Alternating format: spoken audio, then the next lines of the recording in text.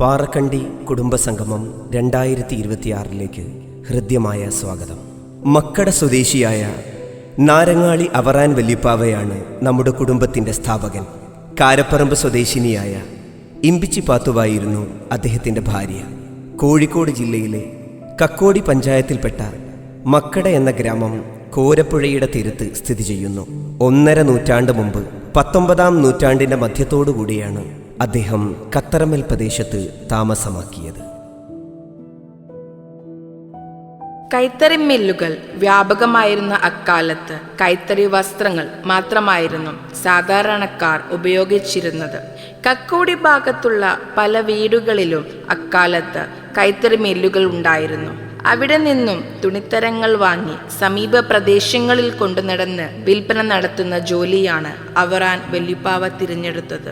ഈ ജോലിക്കിടയിലാണ് അദ്ദേഹം കത്തറമ്മൽ പ്രദേശത്ത് എത്തിച്ചേരുന്നത്. അക്കാലത്തെ പ്രധാന വിപണന കേന്ദ്രങ്ങളായിരുന്നു ഗ്രാമചന്തകൾ.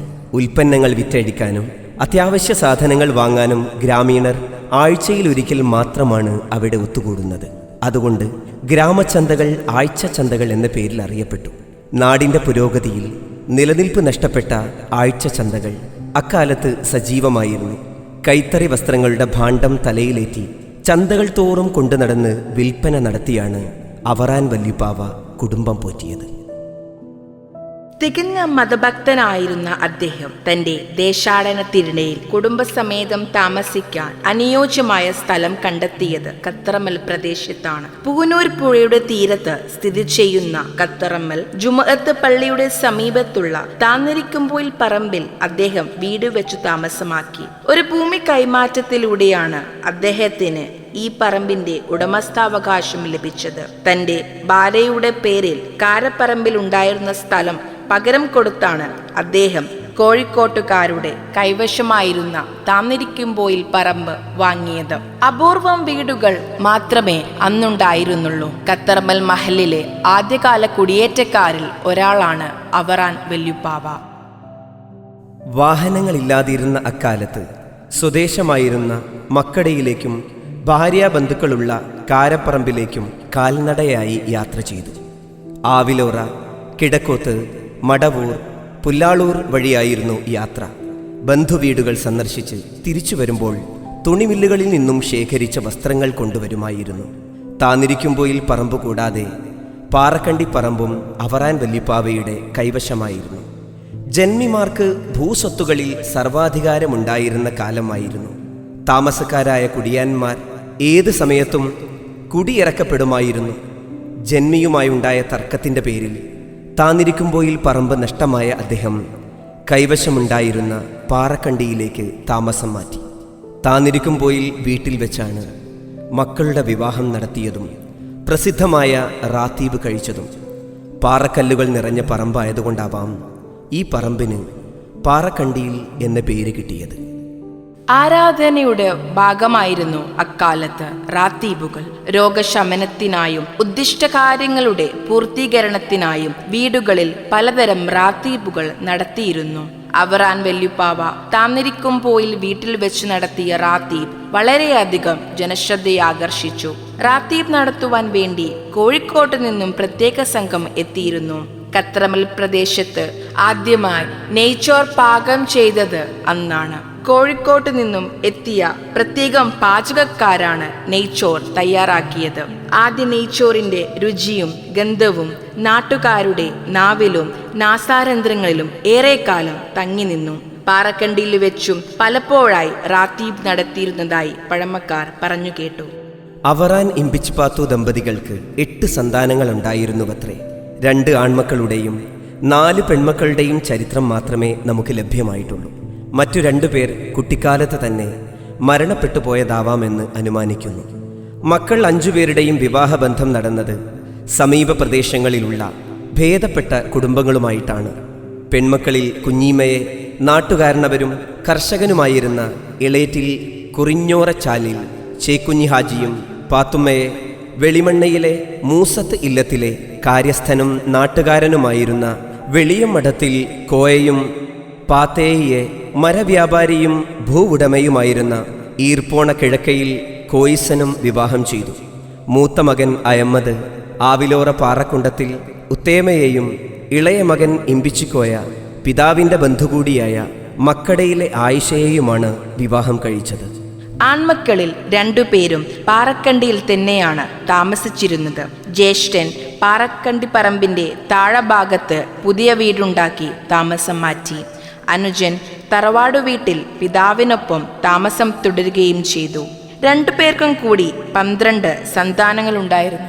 ഇവരെ നാട്ടുകാർ പാറക്കണ്ടിക്കാർ എന്ന് വിളിച്ചിരുന്നതിനാൽ നാം പിൽക്കാലത്ത് പാറക്കണ്ടി കുടുംബം എന്ന പേരിൽ അറിയപ്പെടാൻ തുടങ്ങി. ഒരു നൂറ്റാണ്ട് മുമ്പ് മരണപ്പെട്ട അവറാം വെല്ലിപ്പാവയുടെയും ഇമ്പിച്ചുപാത്തു വെല്ലിമാവുടെയും ഖബറിടങ്ങൾ സ്ഥിതി ചെയ്യുന്നത് കത്തറമ്മൽ ഖബർസ്ഥാനിലാണ്.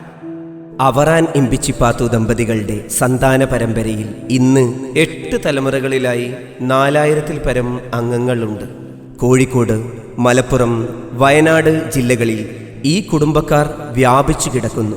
കത്തറമ്മൽ മഹലിൽ മാത്രം 100-ൽ പരം വീടുകളിൽ നമ്മുടെ കുടുംബാംഗങ്ങൾ താമസിക്കുന്നുവെന്നത് നമ്മുടെ കുടുംബത്തിൻ്റെ അംഗബലത്തെയും വ്യാപ്തിയെയും സൂചിപ്പിക്കുന്നു. അവറാൻ ഇമ്പിച്ചിപ്പാത്തു ദമ്പതികളുടെ പ്രഥമ പുത്രനായ അയമ്മദ് ഒരു ചെറുകിട ബിസിനസ്സുകാരനായിരുന്നു. മരക്കച്ചവടത്തിൽ കൂടുതൽ തൽപരനായിരുന്നു അദ്ദേഹം. ആവിലോറയിലെ ഒരു പ്രമുഖ കുടുംബാംഗമായ പാറക്കുണ്ടത്തിൽ ഉത്തേമയാണ് ഭാര്യ. ഇവർക്ക് 5 സന്താനങ്ങളുണ്ട്. അദർമാൻ പൂക്കാട്ടുപറമ്പിൽ, കുഞ്ഞേരിക്കുട്ടി പാറക്കണ്ടിയിൽ, അബൂബക്കർ ഹാജി പൂക്കാട്ടുപുറയിൽ, പാത്തുമ്മ കളുക്കാം ചാലിൽ, ആയിഷ പൂവത്തുംകണ്ടിയിൽ. ഈ കുടുംബം താമസിച്ചിരുന്നത് പാറക്കണ്ടി പറമ്പിൻ്റെ താഴെ ഭാഗത്തായിരുന്നു. അയമ്മദും ഉത്തേമയും വർഷങ്ങൾക്ക് മുമ്പ് മരണപ്പെട്ടു. രണ്ടുപേരും അന്ത്യവിശ്രമം കൊള്ളുന്നത് കത്തറമ്മൽ ഖബർസ്ഥാനിലാണ്. മക്കളാരും ഇന്ന് ജീവിച്ചിരിപ്പില്ല. അവറാൻ ഇമ്പിച്ചിപ്പാത്തു ദമ്പതികളുടെ രണ്ടാമത്തെ സന്താനമാണ് ഇമ്പിച്ചിക്കോയ. തന്റെ പിതാവിന്റെ ബന്ധുവായിരുന്ന കാരപ്പറമ്പ് സ്വദേശിനി ആയിഷയെയാണ് വിവാഹം ചെയ്തത്. അക്കാലത്തെ പ്രമുഖ തറവാട്ടുകാരായിരുന്ന വട്ടക്കുണ്ടുങ്ങൽ വീട്ടിൽ കാര്യസ്ഥനായിരുന്ന അദ്ദേഹം പാറക്കണ്ടിയിൽ തന്റെ തറവാട്ടു വീട്ടിൽ തന്നെയായിരുന്നു താമസിച്ചിരുന്നത്. അദ്ദേഹത്തിന് 7 സന്താനങ്ങളുണ്ടായിരുന്നു.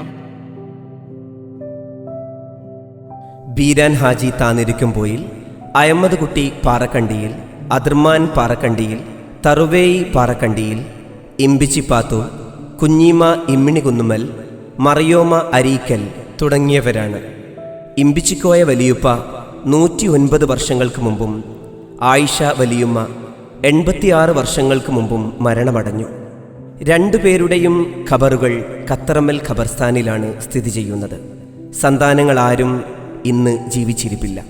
പ്രായം ചെന്ന കുടുംബാംഗങ്ങളിൽ നിന്നും, മർഹൂം പാറക്കണ്ടിയിൽ ബീരാൻകുഞ്ഞി ഹാജിയിൽ നിന്നും മറ്റു നാട്ടുകാരിൽ നിന്നും ശേഖരിച്ച വിവരങ്ങളനുസരിച്ചാണ് ഈ കുടുംബചരിത്രം തയ്യാറാക്കിയത്. ചരിത്ര സംഭവങ്ങൾ രേഖപ്പെടുത്തുന്ന പതിവില്ലാത്തതിനാൽ പഴമക്കാരുടെ മരണത്തോടെ ചരിത്ര സത്യങ്ങളും വിസ്മൃതിയിലാവുകയാണ്. അതുകൊണ്ട് തന്നെ അവറാൻ വല്ലിപ്പാവയുടെയും മക്കളുടെയും സമ്പൂർണമായ ജീവചരിത്രം രേഖപ്പെടുത്താൻ അസാധ്യമായി വന്നിരിക്കുന്നു. എങ്കിലും ഭാവി തലമുറയ്ക്ക് വേണ്ടി ലഭ്യമായ വിവരങ്ങൾ സത്യസന്ധമായി രേഖപ്പെടുത്താൻ ശ്രമിച്ചിട്ടുണ്ട്. കുടുംബങ്ങളുടെ ചരിത്രം രേഖപ്പെടുത്തിവെക്കാൻ ഈ സംരംഭം പ്രേരകമാവുമെങ്കിൽ ഞങ്ങൾ കൃതാർത്ഥരായി. ഇന്ന് സംഗമിക്കുന്ന അവറാൻ വല്ലിപ്പാവയുടെ 2 ആൺമക്കളുടെ സന്താന പരമ്പരയുടെ ചരിത്രം മാത്രമാണ് ഇതിൽ ഉൾപ്പെടുത്തിയിരിക്കുന്നത്. സമയക്കുറവ് മൂലം സംഭവിച്ച അപൂർണതകളും അപാകതകളും കാലം ക്ഷമിക്കുമെന്ന പ്രത്യാശയോടെ അവറാൻ വല്ലിപ്പാവയുടെ കുടുംബചരിത്രം ഉപസംഹരിക്കട്ടെ. ഇന്ന് നമ്മൾ ഇവിടെ ഒന്നിച്ചുകൂടിയിരിക്കുന്നത് ഒരു സാധാരണ സംഗമത്തിനല്ല. നമ്മുടെ കുടുംബ ബന്ധങ്ങൾ കൂടുതൽ ശക്തമാക്കാനും പഴയ ഓർമ്മകൾ പങ്കുവെക്കാനും പുതിയ സന്തോഷങ്ങൾ സൃഷ്ടിക്കാനും വേണ്ടിയാണ്. ജീവിതത്തിൻ്റെ തിരക്കുകളിൽ പലപ്പോഴും നമ്മൾ ഒരുമിച്ച് കാണാൻ കഴിയാത്ത സാഹചര്യത്തിൽ ഇത്തരത്തിലുള്ള കുടുംബസംഗമങ്ങൾ നമ്മെ വീണ്ടും ഒരുമിപ്പിക്കുന്ന അപൂർവങ്ങളായ അവസരങ്ങളാണ്. നമ്മുടെ പാരമ്പര്യവും മൂല്യങ്ങളും സ്നേഹവും അടുത്ത തലമുറയിലേക്ക് കൈമാറാൻ ഇതുപോലുള്ള കൂട്ടായ്മകൾക്ക് വലിയ പ്രാധാന്യമുണ്ട്. ഇന്നത്തെ ഈ സംഗമം സന്തോഷകരവും സ്മരണീയവുമാകട്ടെ എന്ന് സ്നേഹത്തോടെ ആശംസിക്കുന്നു. ഇതിൻ്റെ വിജയത്തിനായി പ്രവർത്തിച്ച എല്ലാ സംഘാടകർക്കും സന്തോഷങ്ങളും അഭിനന്ദനങ്ങളും അറിയിക്കുന്നു. ഇനി നമുക്ക് ഈ മനോഹരമായ കുടുംബസംഗമ പരിപാടി ആരംഭിക്കാം. ശബ്ദം നൽകിയത് ഹാരിസ് കൽത്തറ, ഫാത്തിമ ബത്തൂൽ ബിൻ സക്കീർ ഹുസൈൻ.